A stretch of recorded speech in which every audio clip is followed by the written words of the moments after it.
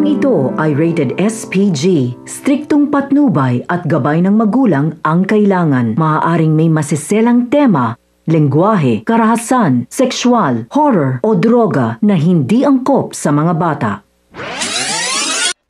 Mga kapamilya, ang mga dapat nating abangan sa FPJ's Batang Quiapo. Kumpiyansang nga si David na maaga niyang matatapos ang pag-deliver ng mga kargamento sa kanilang bagong kliyente at makakauwi agad siya ng San Dimas, ngunit hindi ito mangyayari dahil sa kanilang pagpunta sa bodega ay ang araw mismo kung saan sasalakayin ng mga Red Phoenix ang isa sa mga warehouse ng mga Montenegro, kung saan sinira lahat ng mga ito ang mga kagamitan sa kinuha ang mga droga at pera. Kaya naman dito galit na galit si Ramon. Ngunit wala siyang ideya na Red Phoenix ang may gawa nito dahil mga bagong mukha nga ang inutusan ni Angkong at Royce sa pangunguna ni Lucio. Sinubukan naman lumaban ni David at Bullet at 10 ng kanilang mga tauhan at dito nakita ni David si Edwin kasama ng mga batang tondo. Kabadong-kabado si David dahil baka tawagin siyang David ni Edwin.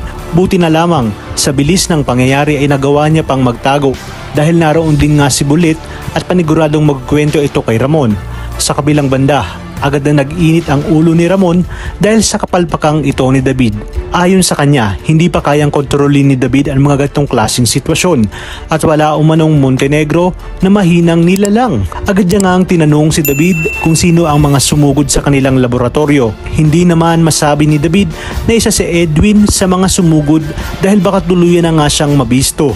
Lingid sa kanyang alam na namukaan ni Bullet si Edwin at ipapareview nga ni Ramon ang CCTV kung kaya't makikita niya ang pagsugod ni Edwin at mga batang tondo kasama si Lucio. Makikita ni Ramon ang biglaang pagtago ni David sa kalagitnaan na makikipagbakbakan ng kanilang mga tauhan laban sa grupo ni Lucio kung kaya't mas lalong nagliyab sa galit itong si Ramon at kinestyon si David. Unti-unti na nga kayang lumiliit ang mundong ginagalaw ni David. Ngayong kahit anong pagtatago ang gawin niya sa mga taong nakakakilala sa kanya ay talagang tadhana na nga ang gumagawa ng paraan upang mabunyag ang kanyang baho at ang kanyang pagpapanggap. Talagang kapanapanabik ang mga susunod na tagpo sa teleseryeng ito. Kaya naman sabi-sabihin natin itong pakaabangan.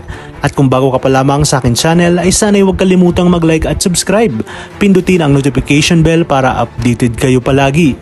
Maraming salamat sa inyong panonood at hanggang sa muli, kapamilya.